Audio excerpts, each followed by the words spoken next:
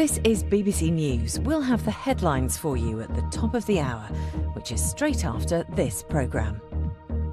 Hello everybody, a very warm welcome to Talking Business Weekly with me, Aaron Heslehurst. Let's go and take a look at what's on the show. What's in store for 2024? Another year of struggle for the global economy. But are things about to get brighter? How much we spend in the shops, jobs and interest rates, as well as elections and war, are all on the agenda for the next 12 months. But what will it mean for our cost of living? I'm going to tackle those questions with these two. There they are. The chief economist at JP Morgan, one of the world's biggest banks, who tells me why the US is still leading the way, but Europe is the big worry. And the boss of the world's biggest recruitment firm, Randstad, is going to give me the lowdown on what might change in the world of work. Plus, coming out of the clouds, the head of the global airline body, IATA, tells me why the cost of flying is one thing that won't be getting cheaper next year.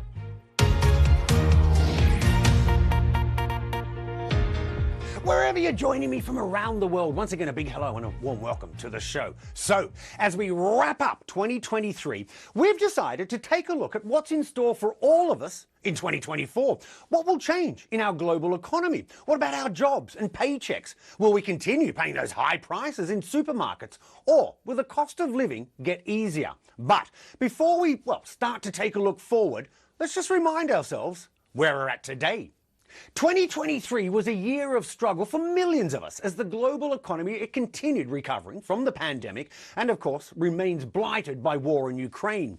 Things are being felt very differently in the world's two biggest economies. The many differences between the US and China, including on trade, they continue to cast a shadow around the world. And whilst the US has, proven resilient, China, it struggled to emerge from those COVID lockdowns. Inflation. It's also been a big part of this year. In China, prices have started falling, whilst in the US and Europe, they continue to rise, although the pace of those increases has slowed. And because of rising inflation, 2023 was a year where our cost of borrowing, it skyrocketed. Yeah, central banks, they increased interest rates to try and tame that inflation, and there are signs that's working, which means, for now, many of those banks have hit the pause button on rate rises. Now, as a result of all of this, the IMF, the International Monetary Fund, is expecting global growth to slow to 3% this year and slow again in 2024 to 2.9%, which they say puts it well below the historical average. The global economy is limping along, not sprinting. The news on inflation is encouraging, but we're not quite there yet. The rate at which prices increase has an impact everywhere, from the prices that we pay, at the supermarket, to business investment, to job creation and wages. So it is likely to remain a key focus for the bosses of the world's central banks. Inflation has eased from its highs, and this has come without a significant increase in unemployment. That's very good news. But inflation is still too high, ongoing progress in bringing it down is not assured, and the path forward is uncertain. As we look ahead to next year, I want to assure the American people that we're fully committed to returning inflation to our 2% goal. Our job is to achieve the 2% inflation target sustainably. Now, we're making good progress. We've seen an unwinding of many of the shocks that we had, the big shocks that we had last year, particularly related to the war in Ukraine and so on. But there is this persistent element to it, which we've got to take out. Inflation is expected to decline gradually over the course of next year before approaching our 2% target in 2025. Our mandate is not to cause a recession. Okay, so to try and work out where that leaves us for the year ahead, I decided to catch up with the chief global economist at one of the world's biggest banks, New York-based JP Morgan.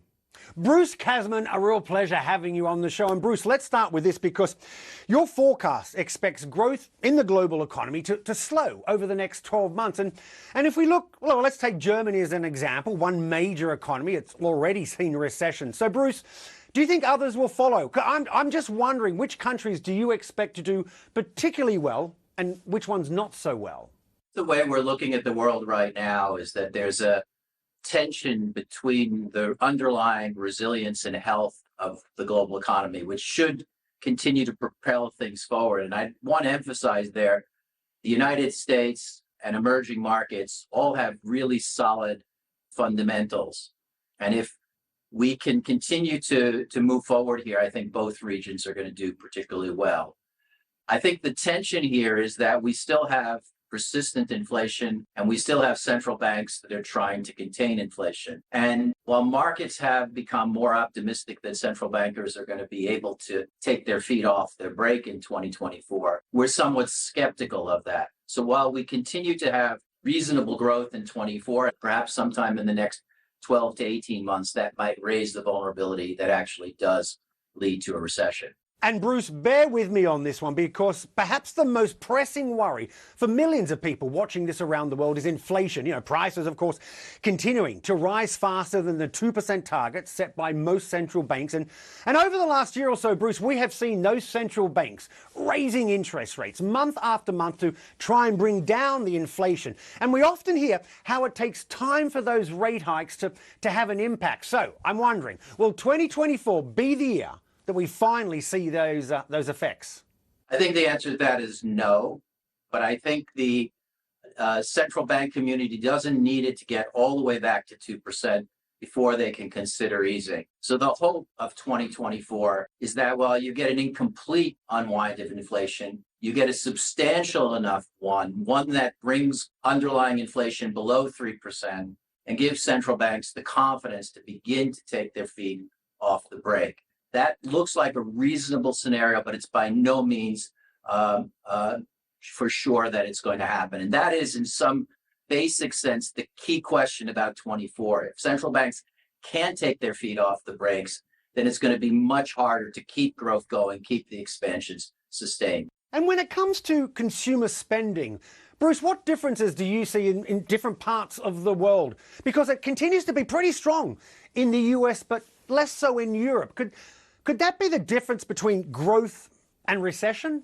No doubt. So let's just look, since the pandemic, US consumers have increased spending in real terms by 10%. The Euro area consumer has increased spending 0%, and the UK consumer has contracted by about 1.5%. Now, some of that is that US has had more fiscal transfers. Some of it is that US has had better wealth gains. But a lot of it is that European consumers have been much more cautious. The hope is that inflation is coming down now. Wage gains have remained elevated. And the hope is that consumers will now start to begin picking up. We saw that in the third quarter GDP report for the Euro area. But European consumers are clearly the weak link in the global economy as we've gone through the past year. Bruce, even more so than Chinese consumers? Even more so than Chinese consumers, who have been sluggish, and Chinese housing has been particularly weak and very choppy. I think it's fair to say that 2023 was a year in which pretty much every region of the world did reasonably well, except for Western Europe. Western Europe is by far the weakest link and the biggest threat at this moment to the global expansion. Well, let's turn our attention to the world's second biggest economy, China, of course, and the IMF. It's repeatedly warned that it's a major drag on the global economy, and there are problems ranging from, well, the highly indebted property sector to youth unemployment to a fall in foreign investment. Bruce, what do you think President Xi Jinping's government can do to improve things? And importantly, how important is all of that to the rest of us? So first, I think we should understand that what's happening in China has probably a very significant effect on its medium-term growth prospects, but that the prospects for 2024 are not negative for China. China has benefited and continues to benefit from COVID normalization. China is still unwinding a very significant overhang in its housing and property markets, which plays not just into construction, but financial stability issues. China has also seen private sector confidence significantly hurt by government policies on regulatory and other fronts over the last few years. So as we look at China, we see over the next few quarters, it growing probably 5% or more, which is not as strong as it did before the pandemic, but is by no means a near-term threat to the global economy. One important way that China is having an influence on the global economy right now is it has a lot of excess capacity in its industrial sector. It is exporting deflation in goods pricing to the rest of the world. That is a good thing for consumers. It's a good thing for people who are worried about central banks, as it takes some pressure off of it. But it's not a good thing for those companies that compete with China in global trade. In 2024, we have a lot of elections around the world. And of course, one of the major ones is where you are in the United States, the world's biggest economy. Donald Trump, he's already pitched the idea of a 10% tariff or an import tax on, well, if you will, pretty much everything that comes into that country. And that's led some to say it could lead to a global trade war. I'm just wondering how crucial, Bruce, is the outcome of the US election to the health of the global economy? I don't think the US election is going to have much impact on economic outcomes. I don't think it's going to have a material impact on what the Fed does in setting policy. However, the outcome of the election is crucial in so many ways. I think the reemergence of a trade war would be significant, perhaps less for the impact of tariffs or something specific on that front. But what we saw in 2018 into 19 was a dramatic fall off in business confidence as the potential implications of that conflict were starting to hit how people were planning into the future. And I think that problem could easily emerge again. There's a whole host of issues on regulatory front, on tax front. I think we do need to think about institutional issues around the Fed, which matters a lot for how stable global financial markets are. Bruce Kasman, a real pleasure having you on the show. Happy holidays, Merry Christmas, and we'll check in with you in the new year. Okay, thank you. So as one year changes to another, many of us, we start thinking about our careers. What do we want from our jobs? More money? A better work-life balance? Well, in many countries, workers, they had the upper hand in 2023 as, well, companies, they struggled to find enough staff. More than 2 million people found a new job thanks to the Netherlands-based Randstad, which is the world's biggest recruitment firm. So I caught up with the big boss about the outlook for the next 12 months. Sander van der Noordende, always great having you on the show. And Sander, let's start with this, because coming in to 2023, one of the big global challenges for companies was simply finding enough staff. Has that improved, or could that also be a problem in the coming year? I would say, Aaron, that has improved somewhat, but not a lot. If you look at the unemployment figures in all our major markets, be it the US, be it the main European markets, be it the main Asian markets, unemployment numbers are still at a very low level. Are there different trends that you're noticing in different parts of the world? I mean, for instance, the US economy, it's been pretty resilient. It continues to create jobs. But then you look at China, massive problems, economy that's struggling, huge youth unemployment. It's a very mixed global picture, isn't it? I would say it's a historic pattern. It starts in the US, then it goes to Europe, then it goes to Asia Pacific. And it feels like we are seeing some green shoots. I say green shoots in the US. So that should bode well for 2024. Europe is probably 6 months behind that, and APAC another 6 months behind that. So the pattern is not unusual in that sense.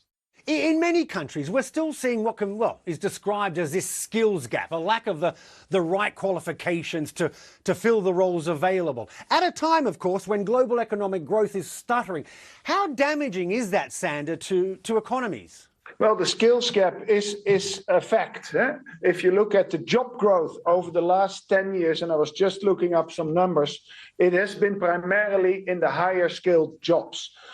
So that means that employers and companies such as Randstad just need to make sure we provide the skills to the people in the marketplace so that they are fit for the work that's out there. We've also just had the COP28 climate summit. Of course, big business was there trying to tackle the climate change issue. But Sander, many companies just can't find the people with those sort of green skills. And I'm just wondering, how important are those green technology skills for the future? And how quickly can we get those skills into the workforce? They are extremely important because everything around climate change, the energy transition, the food transition, the water transition, the broader resources transition is driving massive investments. And, investments come with work, and work needs to be done by people. That's going to be the major drive in the world for new employment, I would say. And Sander, if we look at the global economy, inflation continues to be a big problem. So I have to ask you, to what measure is that affecting our wages? Well, from inflation comes wage inflation. And actually, wage inflation has come down over the past 12 months. For instance, wage inflation in the US being a little bit ahead of the game again, is now lower than here in Europe. So wage inflation is coming down, which I think by and large is good news, because as inflation comes down, wage inflation comes down, things become more normal, more predictable, if you will. And given the cost of living crisis, it's still very much here for millions of people around the world. Is money the most important factor of a new job, or Sander, are there other things that people are looking for in a job? So people are looking for the full package, I would say, Aaron. People are looking for meaningful work. People are looking for belonging in the workplace. Do I feel comfortable in the workplace? And last but not least, I would say these days people are looking for flexible work, because flexibility and working from home is definitely a very serious criterion in people to pick a job. And Sander, let's talk about AI, artificial intelligence. It's already disrupting the world of work. One of the most high-profile cases was in the US, where those screenwriters were on strike. The worry of AI taking jobs, just one of many of the AI concerns. Is that something, Sander, that you see spreading to more and more industries? Yes, so many jobs will be affected by AI. Roughly around 50% of the jobs is the World Economic Forum research tells us. But I would say, Aaron, AI is by and large a good force for driving more productivity in a world where talent is increasingly scarce. So if more work can be done by technology and people can be supported more in their work by technology, the productivity will go up, which I think is a good thing, because then people can focus on the meaningful parts of their work, but also people can focus on working with people in healthcare, in other services industries. So I think by and large, AI is a factor for good. Do you think as AI spreads to other industries, do you think in 2024 that we could see more industries being disrupted because the workers are, well, they're either going on strike or they're just saying we're not having any of this AI stuff? I'm not expecting that, to be honest, because AI, as with all technologies, takes time to implement. For instance, here in Randstad, we use AI to write job descriptions. Now, that sounds easier than it is, because, you know, we are Randstad, we have to have everything perfect in 7 languages for all jobs. That takes time. And by the way, when we put the initial pilots in the hands of our consultants, they love it. Because what used to take 20 to 25 minutes, it takes now 3 to 5 minutes, and they can spend more time with their talent and with their clients to talk about the more important thing. And Sander, let me end on this. If you're going to offer one piece of advice to people who are both looking for a new job and those who are hiring for a new role in the new year, what would that little piece of advice be? My piece of advice to talent would be, make sure you get a job you will enjoy, because then you will be more productive and you will enjoy life better. And my advice to people hiring would be, make sure you hire talent that's going to enjoy your company, and make sure you listen to talent, because they're looking for something else than they were looking for last year and the year before. Well, on that point, Sander van der Noordende, the big boss of Randstad, a real pleasure as always. Merry Christmas, happy holidays, and we'll talk to you soon. Thank you very much. And Aaron, happy holidays to all the viewers. Okay, so here's a question for you. How often have you been on a plane this year? Well, it's likely that it was more often than last year, and in 2024, those numbers, they are set to grow again with a record, listen to this, 4.7 billion passengers expected to take to the skies. That's why it's an industry worth about 3.5% of the entire global economy and supports more than 3 million jobs. That forecast, it was put together by IATA. That's the International Air Transport Association, which represents more than 300 airlines, accounting for more than 80% of the world's air traffic. And I've been catching up with its big boss. Willie Walsh, always a pleasure having you on the show. And let's start with this, Willie, because there's not long of 2023 left, and you're expecting the industry as a whole to make a profit, and also expecting a bigger profit next year. I've got to ask you, Willie, are the troubles and the losses of the pandemic firmly in the rearview mirror? Well, I think we've made great progress, Aaron, but I do have to sort of caution the outlook by pointing you to the net margin. You know, it's still wafer thin 2.6% this year, 2.7% next year. So, these are margins that most industries would consider completely unacceptable. So we do have more work to do, but definitely a strong recovery and very positive development. Let me break those margins down, because you've said that on average, and I'm going to quote you here, an airline will make a profit of $5.45 per passenger, but you said that's too little. Now, Willie, some will say, hey, it's still a profit, but surely if you look at it, surely that's not enough for investing in the future and of course, the huge cost for the airline industry to go greener. It's not enough. We clearly have a massive challenge ahead of us transitioning to net zero, which is going to cost a lot of money. So you can see what way this is going to go. With wafer thin margins, anything that impacts on the cost base will be felt through the ticket prices. So consumers are going to see higher ticket prices going forward. I want to talk to you about the airfares. Look, post-pandemic, the airline fares have been substantially higher. And yes, travellers, they've been paying those higher fares. But surely, Willie, with inflation, the cost of living crisis for many, surely there's a limit to what people are prepared to pay. Yeah, I think there is, and it's clearly will impact on the rate at which the industry grows. But interestingly, Aaron, we did a lot of research just looking at airfares compared to inflation, because I think there's been quite a bit of focus on what's happened in the airline industry.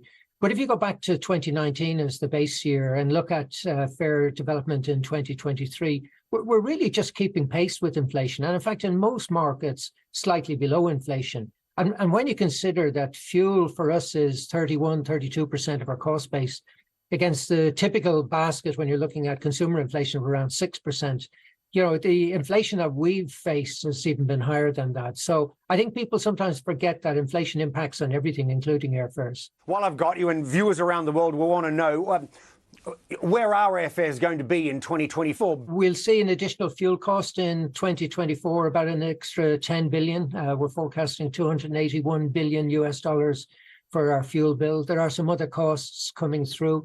So our costs will increase. So you can expect, I think ticket prices will be largely flat next year versus this year. There may be some increases, but you won't see the same rate of increase that we've witnessed in the last couple of years. And of course, Willie, we've just had the COP28 climate summit. And as we know, aviation accounts for around 2.5% of global carbon emissions. And yet again, you're forecasting more people than ever will be flying next year. So it's a balancing act, isn't it, Willie? Because if you've got something like 4.7 billion people flying next year, that's great for the global economy. But others will then want to ask just how quickly can aviation reduce its climate footprint? For us, it's an existential challenge. We have to address this. We have committed to achieving net zero in 2050. There are not many short-term options available to us. It principally will revolve around the use of greater levels of sustainable aviation fuel in the short to medium term. That's very expensive. So you can see even with the margins that we're making, very, very small margins, the industry continues to invest in sustainability. And Willie, around 20 to 30% of global trade by value travels by plane. I mean, everything from fresh fruit and flowers to our mobile phones, etc. But you're expecting another fall in just how much cash that side of the business brings in. I'm just wondering, Willie, what kind of challenges does that pose to airline finances? Well, it clearly was a lifeline during the pandemic. Typically, cargo represents about 13% on average of the industry's revenue base. It was significantly higher during the pandemic, up to 40%. It's now reverting back to that 13-14%. So, as I said, we had a very disruptive and distorted market for a couple of years. We're now heading back to what I would describe as a more normal environment. It will be very important for airlines, and they will continue to focus on cargo. But most of the emphasis of the major passenger airlines clearly will be on passenger traffic growth. And Willie, your latest polling shows that something like 82% of passengers are now travelling as much or if not more than they did before the pandemic. But you also say that supply chain problems, they're a big factor to to limiting growth. Why are airlines really having a hard time getting new planes into service, for example? Yeah, there was a lot of disruption, not just in the airline supply chain and the aircraft supply chain through the period of the pandemic, but it's taken much longer to see that recover. And then combined with that, we have new problems with engine manufacturers. So the Pratt & Whitney geared turbofan will require some major overhaul work. That's going to take a lot of supply out of the market in 24 and 25. So it's a very delicately balanced supply chain that we've had, heavily disrupted by the pandemic and taking a lot longer to recover than any of us would have wanted to see. And Willie, let me end on this. I've got to ask you, I mean, just how confident are you that your forecast for 2024 will come to fruition? I'm very confident. You know, traditionally as IATA, we tend to be conservative when we put these forecasts together, and typically we'll upgrade it as we go through the year, which is what you would expect. But, I said it to you a few years ago, Aaron, I think this is going to be one of the most exciting periods in the history of this industry. And, if I was still running an airline, I'd be very optimistic about the outlook for 2024. Well, on that point, Willie Walsh, the big boss of IATA, always appreciate your time. A pleasure seeing you. Merry Christmas, happy holidays, and I'll talk to you in the new year. Merry Christmas, Aaron. Thank you. Well, that's it for this week's show. I hope you enjoyed it. Don't forget, you can keep up with the latest on the global economy on the BBC News website and the smartphone app. Of course, you can also follow me on X. X me. I'll X you back. You can get me at BBC Aaron. Merry Christmas, happy holidays. I'll see you soon. Bye-bye.